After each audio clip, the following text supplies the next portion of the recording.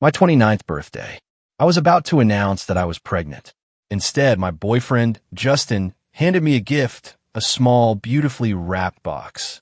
Inside wasn't a ring, but a crumpled note that screamed, "I'm leaving you. You're useless, and I deserve better." The room fell silent. Then a few people actually laughed as he turned and walked out. My friends stared at me, waiting for me to shatter. But I just smiled, because Justin had no idea what was coming for him. Justin and I had been together for just over 3 years. He was charming, attentive, the kind of guy who actually maintained eye contact instead of scanning the room for someone more interesting. Things moved fast. Within a year, we were living together in a cute, tiny apartment we could barely afford. Financially, it wasn't perfect timing, but in this city, rent is always ridiculous. Our relationship felt solid, even if it wasn't perfect. We talked about shared goals, buying a house, traveling, maybe kids someday. But Justin, I now realize, was always more concerned with appearances than I was.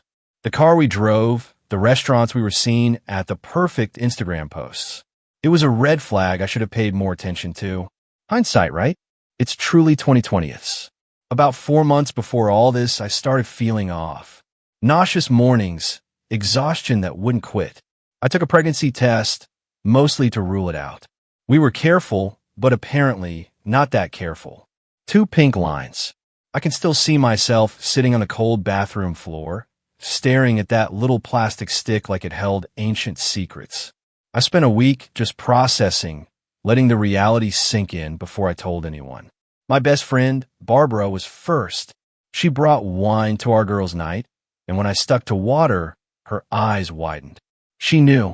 She asked all the right questions, what I wanted, how Justin might react, practical things like insurance. It helped me organize the chaos in my head. As for Justin, I decided to wait.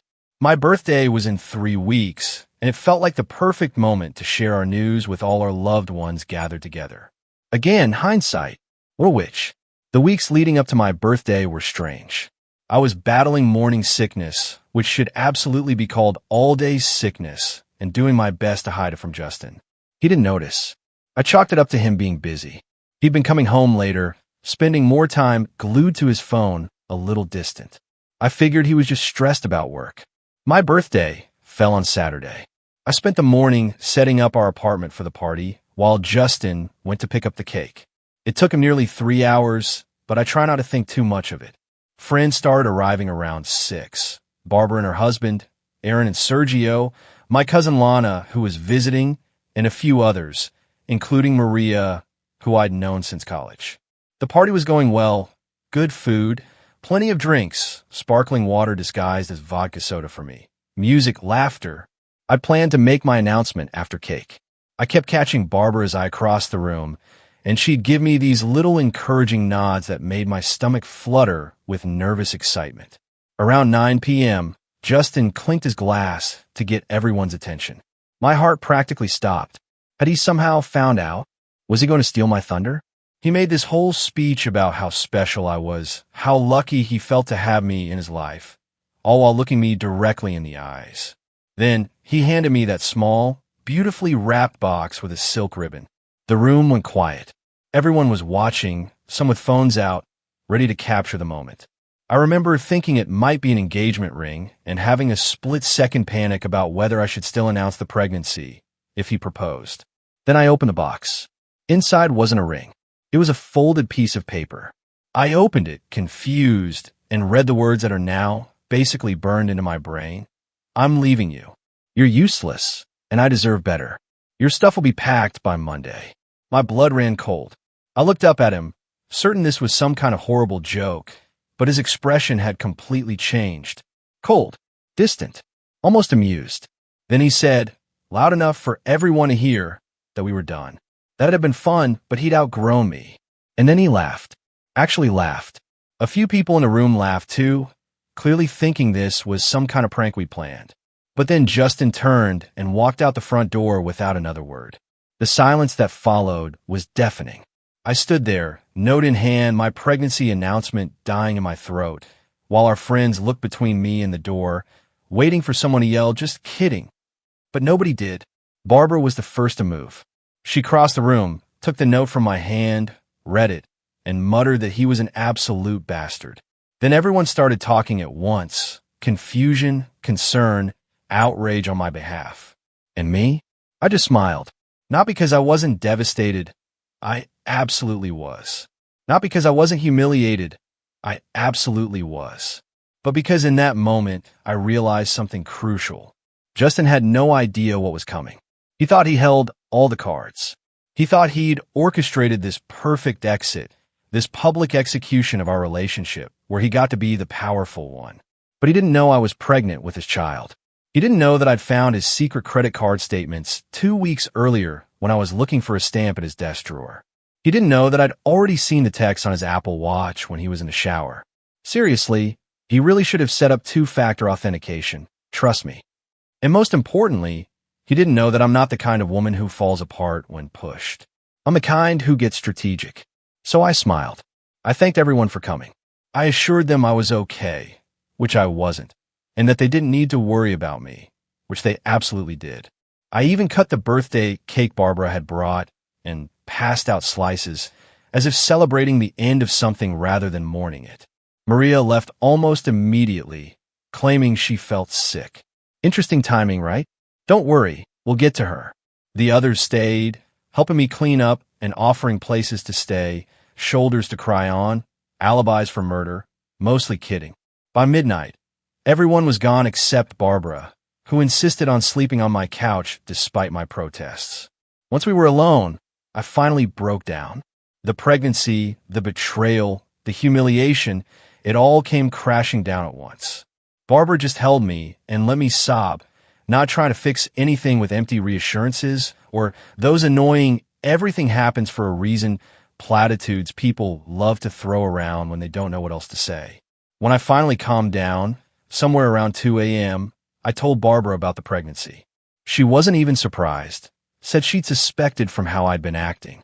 Then I showed her the credit card statements with hotel charges, expensive restaurants, and jewelry purchases that had mysteriously never made their way to me. I scrolled through the screenshots I'd taken of texts to M with heart emojis and plans to meet when I was working late. We both knew exactly who M was, especially after Maria's hasty exit from the party. We stayed up talking until dawn, weighing options, making plans. Barbara asked about telling Justin about the baby, but I was firm. He'd find out eventually, but on my terms. When I was ready, not a moment before. As for his affair with Maria and the financial lies, I wasn't going to sink to his level with petty revenge, but I would make sure the truth came out. All of it. Barbara looked at me with this mix of concern and admiration as I laid out my thoughts. She commented that I could be scary sometimes when I got that determined look in my eye. I just laughed a real laugh, the first one since opening that horrible box that night. As I lay in bed alone for the first time in years, one hand resting on my still flat stomach, I made two promises.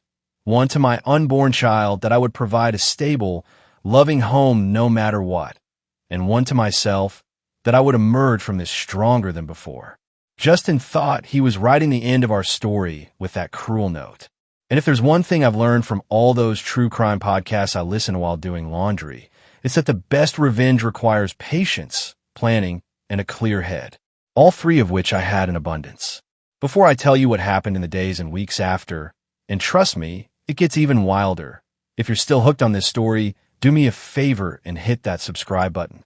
You don't want to miss the rest of this saga. The next morning, I woke up to the smell of coffee and pancakes.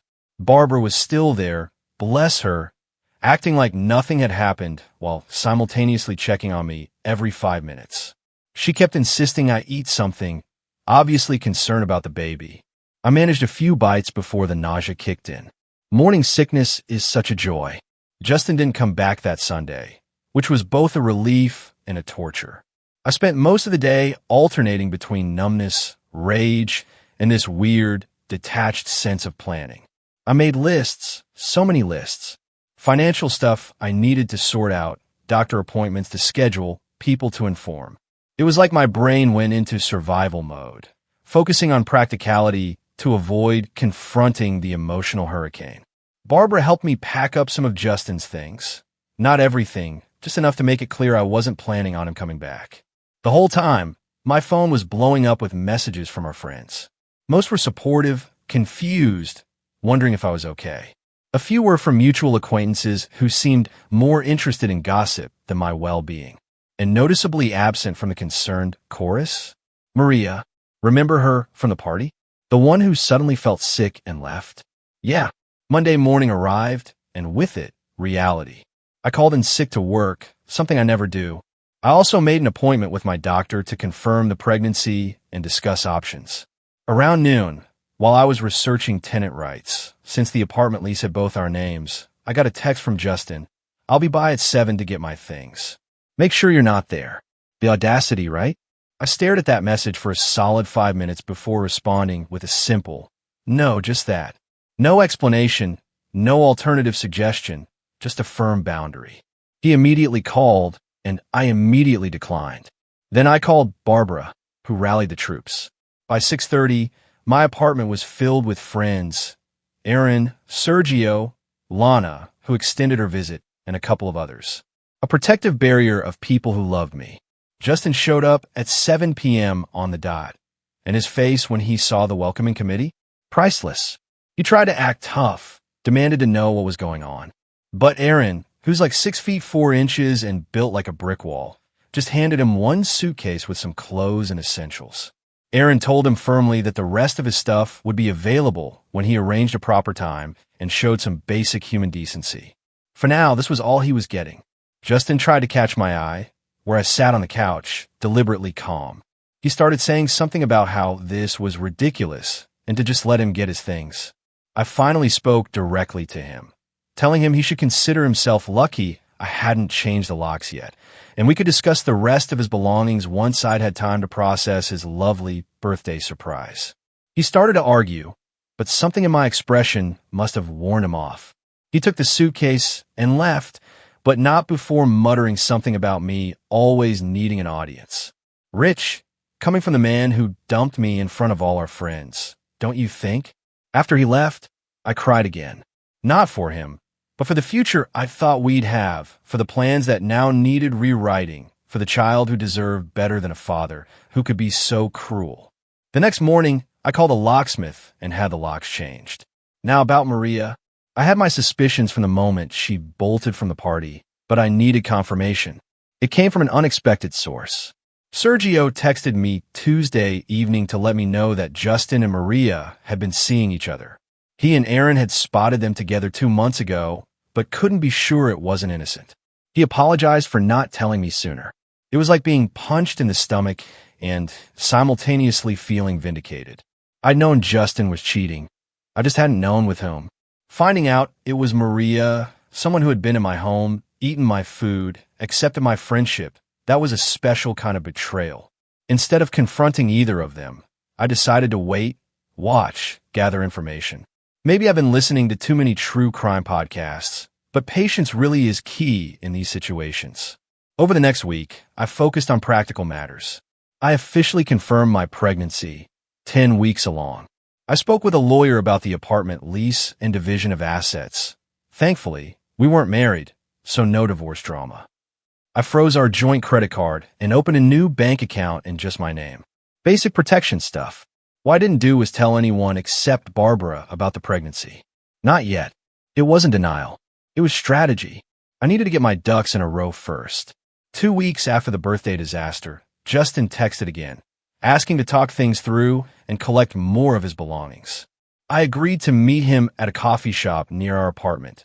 Public place, daytime, on my terms. He looked terrible, which gave me a little jolt of satisfaction I'm not proud of. Unshaven, circles under his eyes, wearing a wrinkled shirt. He launched immediately into what I can only describe as a half-assed explanation. He'd been unhappy for a while, felt trapped, thought a clean break would be easier for everyone. I let him ramble for a while before I simply asked if Maria was making him happy. The look on his face? Priceless. Pure deer-in-headlights shock. He stumbled through denials that were so transparent I almost laughed. I cut him off and told him I knew about Maria, about the hotel charges on his secret credit card, about the jewelry he bought her with money we supposedly needed for rent. I asked him to just be honest for once. He deflated like a punctured balloon. He tried "that's not what you think" line, but I cut him off again. I told him what mattered now was that he could collect the rest of his things that Saturday at 2 p.m. Aaron would be there to supervise, and after that, I didn't want to hear from him unless it was through my lawyer. His voice actually squeaked when he repeated "lawyer." He insisted we didn't need lawyers and could work things out ourselves. I stayed calm, even as my heart raced. I told him we were past that point, that he'd made his choice very clear at my birthday party, and I was just respecting it.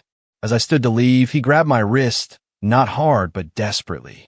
He asked about the apartment, specifically how I was going to afford it alone, saying my job barely covered half the rent. And that's when things clicked into place. The real reason for his concern for this meeting, it wasn't about closure or collecting his things. It was about money. See, what Justin didn't know, or conveniently forgot, is that I've been covering more than half the rent for the past year.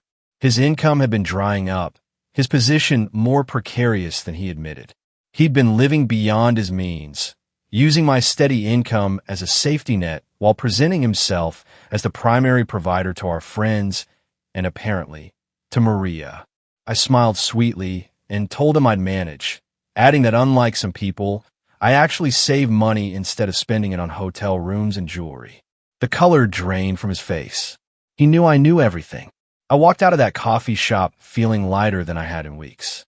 Not because I'd won some relationship battle, but because I finally saw Justin clearly for who he was, a man who cared more about appearances than substance, who lied to make himself seem more successful than he was, who abandoned me when I no longer served his narrative. Saturday came, and, as arranged, Aaron supervised while Justin collected more of his stuff. I made myself scarce, spending the day at a prenatal yoga class. Highly recommend for anyone dealing with stress during pregnancy, by the way. When I returned, the apartment felt emptier but somehow more mine. I started rearranging furniture that evening, reclaiming the space. Over the next few weeks, I settled into a new routine. Work, doctor appointments, prenatal vitamins, careful budgeting. I wasn't just surviving. I was planning for a future that looked different, but not necessarily worse than what I'd envisioned before. As for Justin and Maria, well, their romance wasn't exactly thriving. Through the grapevine, through Sergio, who heard from his cousin who works at the restaurant where they frequently argued in public, I learned that Maria was growing increasingly unhappy with her prize. Apparently, Justin had painted himself as much more financially stable than he actually was. Big surprise, right? The first real crack appeared about a month after our coffee shop meeting. I was at the grocery store, carefully comparing prices on prenatal vitamins, when I literally bumped carts with Maria. Again, what are the odds? This time was different, though. She wasn't awkward or defensive. She actually seemed relieved to see me. She immediately asked how I was feeling, how the pregnancy was going, all while looking genuinely interested. Then she said something that caught me completely off guard. She apologized. Not a rushed, uncomfortable sorry, not sorry, but a real, thoughtful apology, acknowledging the pain she'd caused. She explained that Justin had sold her the same story he'd apparently fed multiple women, that we were basically over, just going through the motions, that I was holding him back from his true potential. She found out he'd been seeing another woman while dating her. The irony wasn't lost on either of us. We ended up getting coffee, tea for me, and having this surreal conversation about the man we both now saw clearly for who he was. Not a monster, just a deeply insecure person who needed constant validation and was willing to lie to get it. As we were saying goodbye, Maria mentioned casually that Justin had been let go from his job 2 weeks earlier. She thought I should know, since it might affect child support. I thanked her for the info and headed home, processing this new development. I wasn't happy about Justin's job loss. It complicated things, but I appreciated knowing. That evening, as I was folding tiny onesies and listening to my favorite podcast, my doorbell rang. I checked the peephole. Always check the peephole, folks, and saw Justin standing there. Sober this time, but looking rough. I opened the door, but didn't invite him in. He started talking immediately, asking if I'd heard about his job, saying it wasn't his fault, that he was being set up. Then he asked if I'd seen Maria recently, sounding suspicious. I told him yes, we'd run into each other at Target. His face did this weird thing where it tried to look casual but just looked constipated instead. He asked what we talked about, and I simply said, "You mostly." He did not like that answer. Then he started getting agitated, saying we were probably conspiring against him, that everyone was turning on him when he was just trying to do his best in a difficult situation. I reminded him that he created this situation with choices he made, and that playing victim wasn't going to work with me. That's when he broke down. Not dramatically, not movie-style tears, just crumpled. Said his life was falling apart. No job, no girlfriend, an apartment he could barely afford, and a baby on the way he wasn't prepared for. For a brief moment, I felt that old urge to comfort him, to fix things. But then I remembered the cold words in that birthday note. "You're useless." I deserve better. Instead of comfort, I offered clarity. I told him he had two paths forward: continue the pity party and lose everything, or step up, take responsibility, and rebuild. For the first time since this whole mess started, Justin really listened. No interruptions, no excuses, just listening. When I finished, he nodded slowly and asked if we could talk inside. I hesitated, then agreed, but left the door open. Never fully close yourself in with someone unstable. We sat at my kitchen table, and he asked thoughtful questions about the baby for the first time. Not surface-level stuff, but real questions about health, development, plans for delivery. As we talked, I realized something important. I no longer felt anything romantic for Justin, but I did want him to be okay. Not for his sake, but for our child's. Before he left, he promised to review the child support agreement and find a new job ASAP.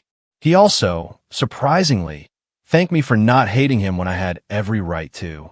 I told him hate takes too much energy, and I was saving my energy for more important things now. The next few weeks brought subtle changes. Justin found a new job, paying less but steadier. He signed a child support agreement without argument. He even enrolled in a parenting class at the community center. As my due date approached, things felt not perfect but functional. Justin and I established a cautious co-parenting relationship built on clear boundaries and expectations. He came to doctor appointments when invited. He even helped assemble the crib when I finally admitted defeat with those ridiculous IKEA instructions. Last week, at 7 months pregnant, I received a package from him. Inside was a journal, not expensive, just simple and practical, with a note that said, "For your thoughts, plans, and all the true crime podcast notes you want to write. You are never useless. I was just too self-absorbed to see your value." I didn't respond. Some things don't need acknowledgement. But I did start using the journal, mostly to document this journey, so I can someday tell our child the complicated, messy, very human story of how they came to be.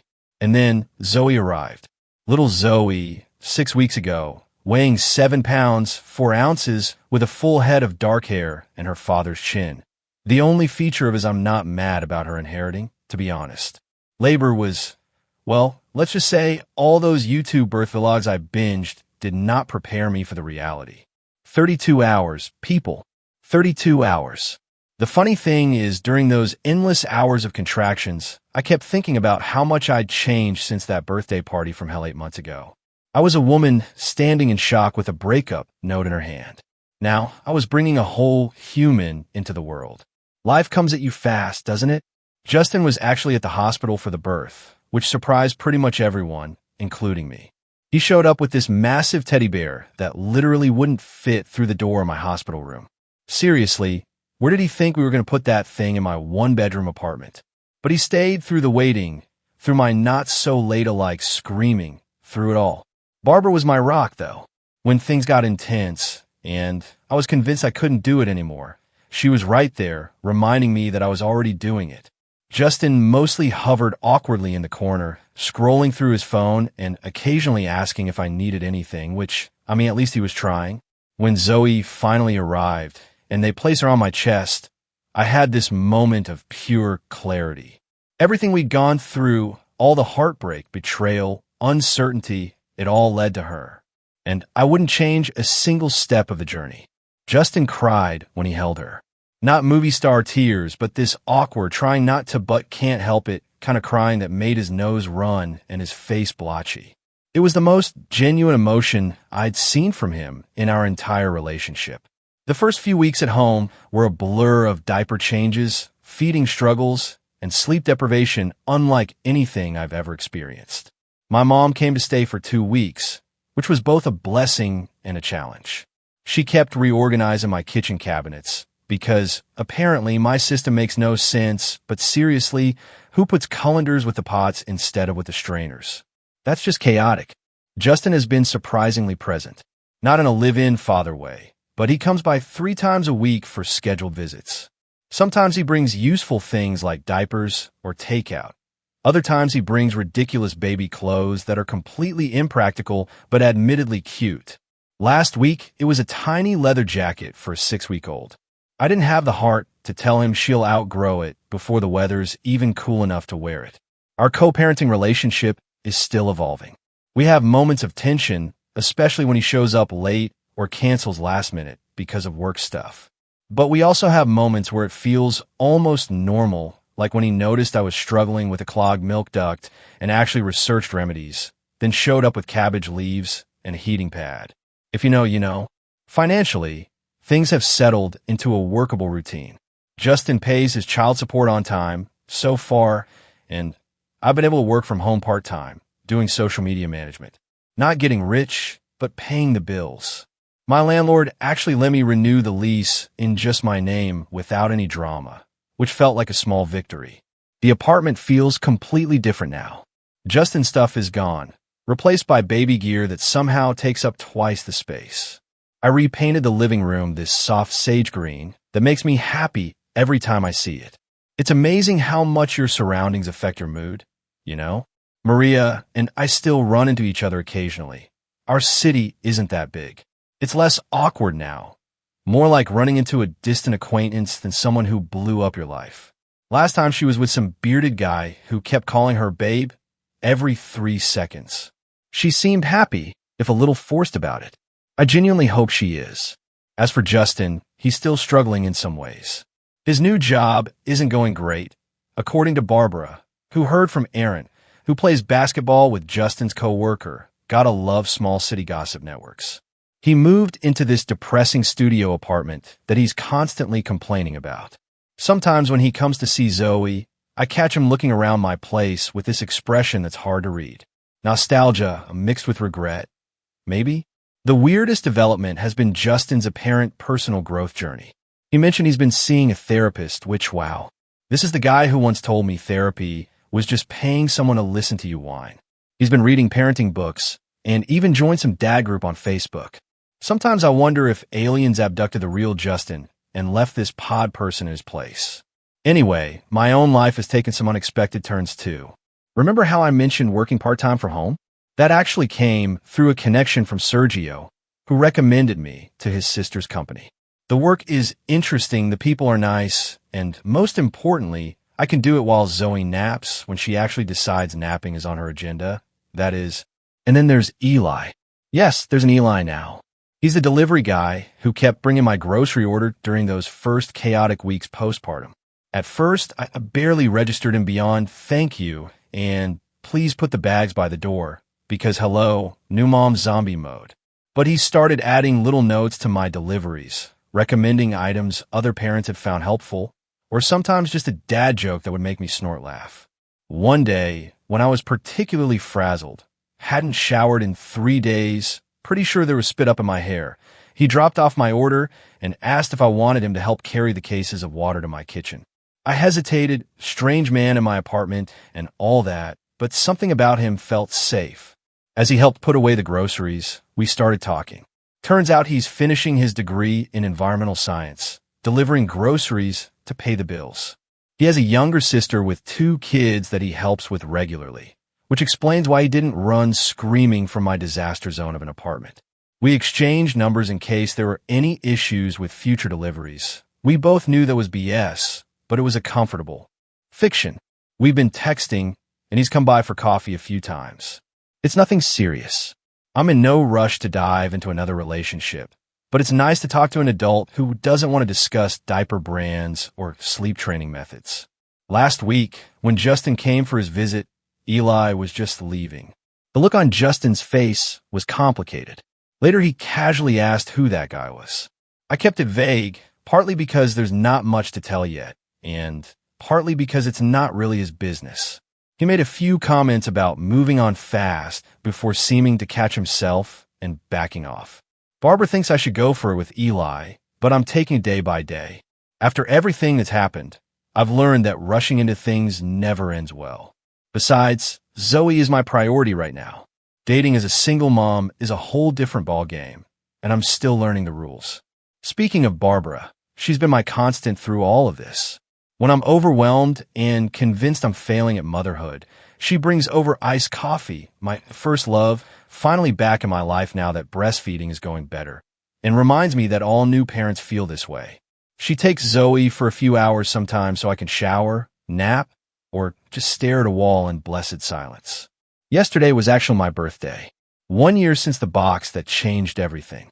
Instead of dwelling on that memory, I had a small gathering at my place. Barbara and her husband, Aaron and Sergio, my cousin Lana, and a few other close friends. Justin stopped by briefly to drop off a gift, a surprisingly thoughtful bracelet with Zoe's birthstone, but didn't stay. As I looked around at my little apartment, filled with people who truly care about me, at my daughter sleeping peacefully in her bassinet, at the life I've built from the ashes of what I thought I wanted, I felt something I hadn't expected: gratitude. I don't know what the future holds.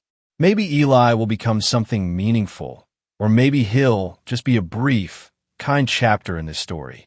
Maybe Justin will continue growing into a decent co-parent, or maybe he'll revert to old patterns. Maybe I'll stay in this apartment forever, or maybe I'll eventually find a house with a yard for Zoe to play in. What I do know is that I'm not the same woman who stood holding that note on her birthday last year. That woman was shattered, but determined. This woman is rebuilt, stronger at the broken places. So I guess if there's any moral to this long, messy story, it's that sometimes the worst thing that happens to you can lead to the best version of yourself. Not immediately, not easily, but eventually. What do you think of this whole journey? Have you ever had a moment where something truly awful ended up changing your life for the better in an unexpected way? Let me know in the comments below. I'm really curious to hear your stories.